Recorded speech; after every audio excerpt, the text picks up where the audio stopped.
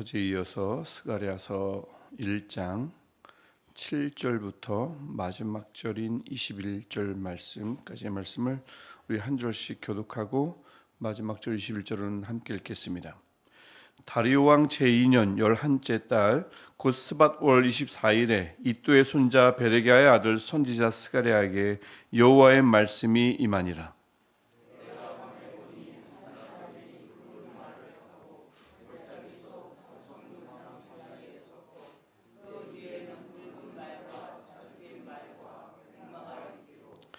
내가 말하되 내 주여 이들이 무엇이니까 하니 내게 말하는 천사가 내게 이르되 이들이 무엇인지 내가 내게 보이리라 하니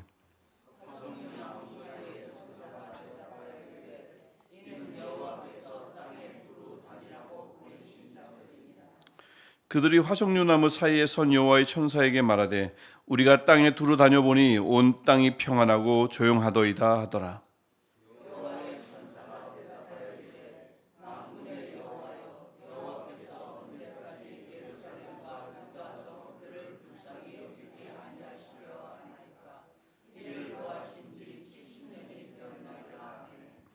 여호와께서 내게 말하는 천사에게 선한 말씀, 위로하는 말씀으로 대답하시더라.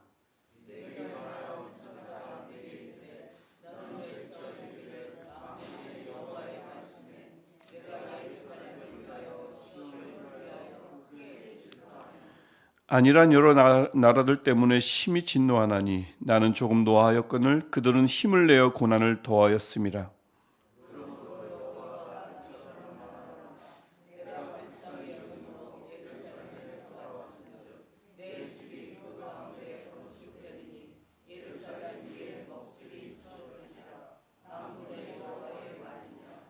그가 다시 외쳐 이르기를 만군의 여호와의 말씀에 나의 성읍들이 넘치도록 다시 풍부할 것이라. 여호와가 다시 시온을 위로하며 다시 예루살렘을 택하리라 하라 하니라. 이에 내가 말하는 천사에게 묻되 이들이 무엇이니까 하니 내게 대답하되 이들은 유다와 이스라엘과 예루살렘을 흩뜨린 뿔이니라.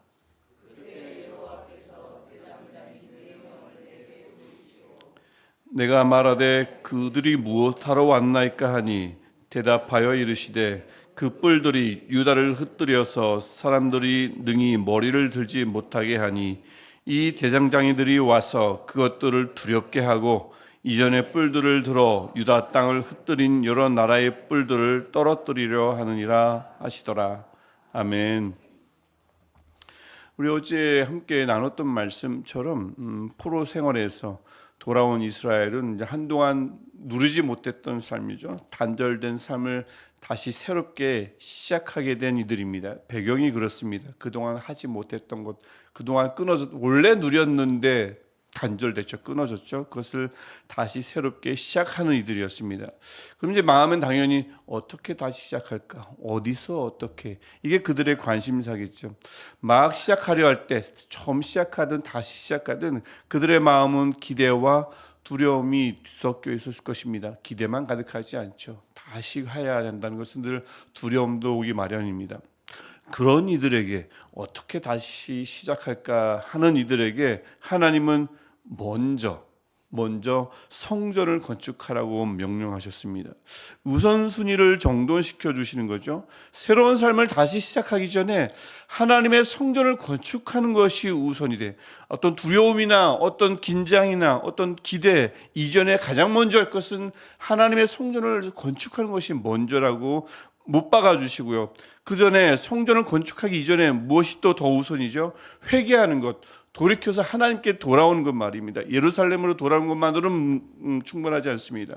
돌이켜서 하나님께 돌아오는 회개가 내면이 성전되는 것이 우선되어야 한다고 하나님께서 말씀해 주십니다. 그래서 건물 이전에, 성전을 짓기 이전에 내면이 거룩해지는 것, 나라는 성전이 재건되는 것, 이것이 최우선임을 알려주시고 약속하신 말씀이 어제 우리가 함께 보았던 3절 말씀이었습니다. 너희는 내게로 돌아오라. 만군의 여호와의 말이니라. 그리하면 내가 너희에게로 돌아가리라. 만군의 여호와의 말이니라.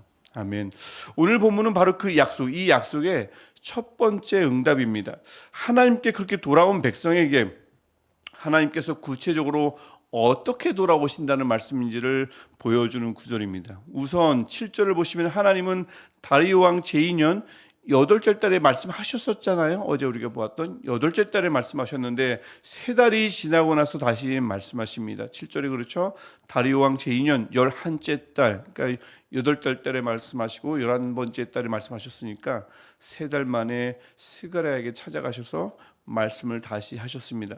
3달 동안 이스라엘 백성들은 회개했겠죠. 내면을 성전화했겠죠. 그러면서 열심히 성전 건축에 몰입했을 것입니다. 바로 그들에게, 돌아온 이들에게, 제대로 돌아온 이들에게 하나님이 말씀으로 임하신 것입니다.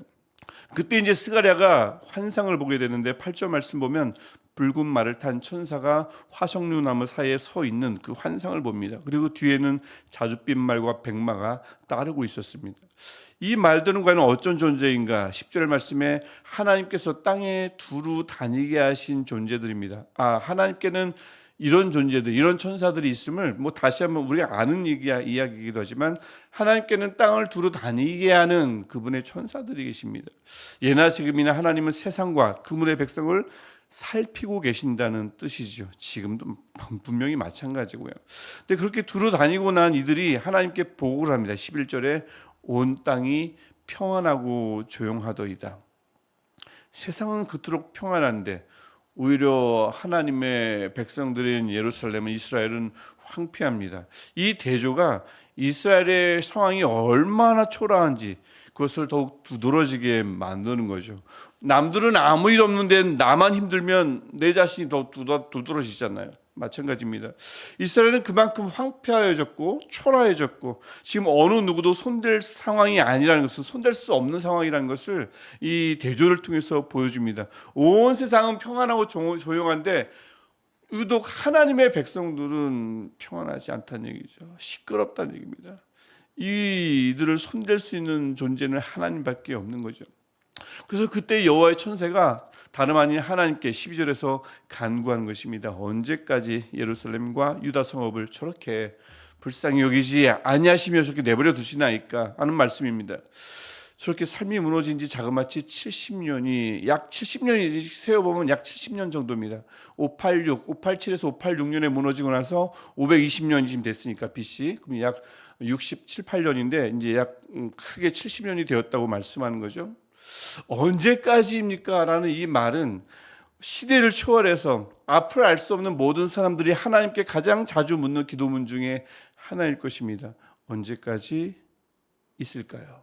언제까지 이대로 두시겠습니까? 언제까지 견뎌야 합니까?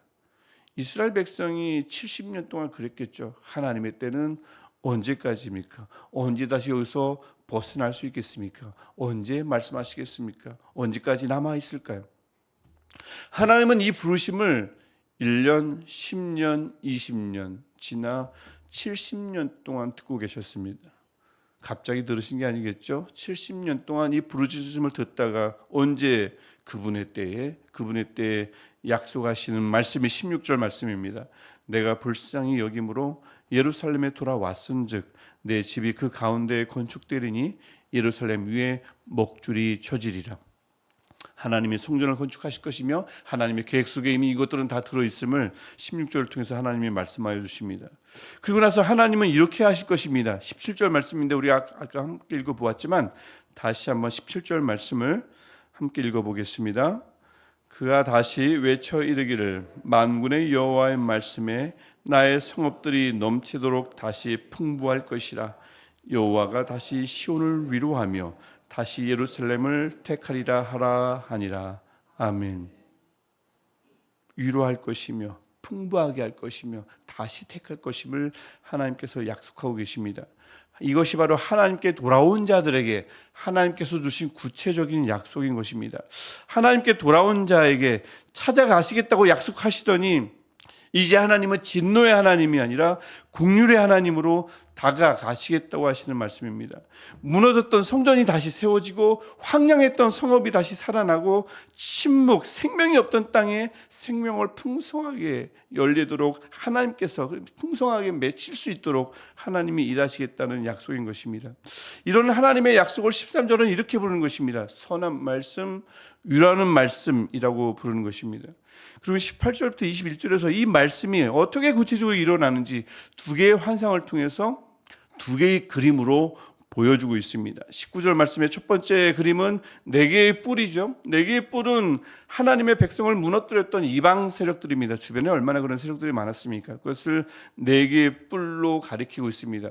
숫자가 나올 때 예언이나 어떤 묵시나 이 숫자가 나올 때는 그 숫자는 늘 의미가 있습니다. 네 개는 우리가 보통 말하는 사방이죠. 그러니까 사방에 이스라엘을 움켜쥐려고 했던 사방의 이방 세력들 모두들을 가리키는 말입니다. 네 개의 뿔이 그렇습니다. 그런데 뿔만 있지 않다는 게 중요한 거죠. 뿔만 있으면 못 살죠. 또 무엇이 있습니까? 4명의 대장장이가 있습니다. 그들이 누구인가? 21절에 4개의 뿔들을 꺾기 위해서 하나님이 일으켜 세우신 자들입니다. 이 대장장이들이 와서 21절 보시면 그것들을 두렵게 하고 이전의 뿔들을 들어 유다 땅을 흩뜨린 여러 나라의 뿔들을 떨어뜨리려 하느니라.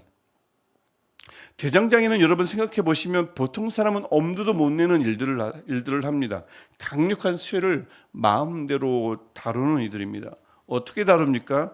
불과 망치를 가지고 쇠망치를 가지고 수없이 반복하면서 천천히 하지만 정확하게 쇠를 다룹니다. 바꾸기도 하고요, 사라지게도 하고요, 예리하게도 만들고요. 보통 사람은 건드릴 수 없는 것들을 마음대로 변화시키는 것이 바로 대장장이입니다. 하나님이 그렇게 일하신다고 말씀하는 거죠. 지금은 당장 변화가 없어 보이지만 하나님은 천천히 정확하게 그분의 방식대로 일하신다는 말씀입니다. 무너뜨리는 세력이 있는 곳마다 하나님은 반드시 세우는 사람을 예비해 두시고요. 악의 뿔이 아무리 쇠처럼 강해 보여도 결국 하나님이 쓰시는 망치 앞에서는 무너질 수밖에 없음을 오늘 말씀이 스가랴를 통해서 또 우리에게 보여주고 있습니다. 예나 지금이나 하나님께 돌아오면 하나님의 때가 찰 때 하나님의 긍휼과 풍성한 은혜가 임하는 줄 믿습니다. 그리고 그때 하나님은 다른 말씀이 아니라 선한 말씀, 다른 말씀이 아니라 위로하는 말씀을 주실 줄 믿습니다.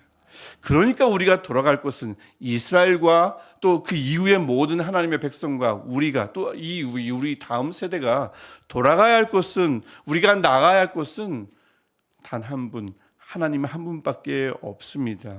이 믿음과 이 신앙을 누구에게도 빼앗기지 않으시기를 축복합니다. 때로는 언제까지입니까? 언제까지 있어야 할까요? 탄식이 나올 때도 있겠죠. 이스라엘 백성들이 70년 동안 부르짖었다면 우리라고 별 수 있겠습니까? 하지만 그러면 그럴수록 사람이 아닌 하나님께 나아가 묻고 하나님 앞에 머무시기를 축복합니다. 분명 우리 하나님은 뿔이 일어나는 곳마다 대장장이를 예비하시는 분인 줄 믿습니다. 무너뜨리는 세력이 아무리 쇠처럼 강력해 보여도, 견고해 보여도 변화가 있을까 싶어도 하나님의 손이 반드시 그것을 꺾을 것이며 그들을 다시 세우고 또 우리를 다시 세우고 하나님이 원하시면 누구든 다시 세우실 줄 믿습니다. 그래서 바라기는 무너졌던 성전이라고 그랬죠. 신앙이 다시 세워지고, 황량한 성읍이라고 그랬죠. 황량한 가정이 다시 살아나고, 침묵하던 땅, 일터와 일상에 새 생명의 소식이 넘치기를 주님의 이름으로 축복합니다. 기도하겠습니다. 하나님, 오늘도 말씀을 통해서 우리가 주께 한 걸음 더 나아갈 수 있도록 허락하여 주시니 감사합니다. 이스라엘을 불쌍히 여기셨던 하나님, 오늘 우리도 불쌍히 여겨 주셔서 선한 말씀, 위로하는 말씀을 통해 우리의 신앙을 다시 세우시고 우리의 가정을 다시 살리시며 우리 일상 속에서 생명의 열매를 맺게 하옵소서. 오늘도 세상을 무너뜨리는 뿔 앞에서 우리가 도무지 두려워하지 않게 하시고, 응답이 늦어 보이는 시간에도 사람이 아닌 하나님께 나아가 머물게 하셔서 때를 따라 대장장이를 세워 일하신 하나님을 바라며 그 하나님을 기다릴 수 있는 믿음을 허락하여 주옵소서. 오늘도 쉬지 않고 일하실 하나님을 찬양하며 예수님의 이름으로 기도합니다. 아멘. 하늘에 계신 우리 아버지, 아버지의 이름을 거룩하게 하시며 아버지의 나라가 오게 하시며 아버지의 뜻이 하늘에서와 같이 땅에서도 이루어지게 하소서. 오늘 우리에게 일용할 양식을 주시고 우리가 우리에게 잘못한 사람을 용서하여 준 것 같이 우리 죄를 용서하여 주시고 우리를 시험에 빠지지 않게 하시고 악에서 구하소서. 나라와 권능과 영광이 영원히 아버지의 것입니다. 아멘. 오늘도 때를 따라 대장장이를 통해서 일하시는 그 하나님을 바라며 우리 간절히 기도하시겠습니다. 하나님, 오늘도 속에 임하셔서 말씀하시고 선한 말씀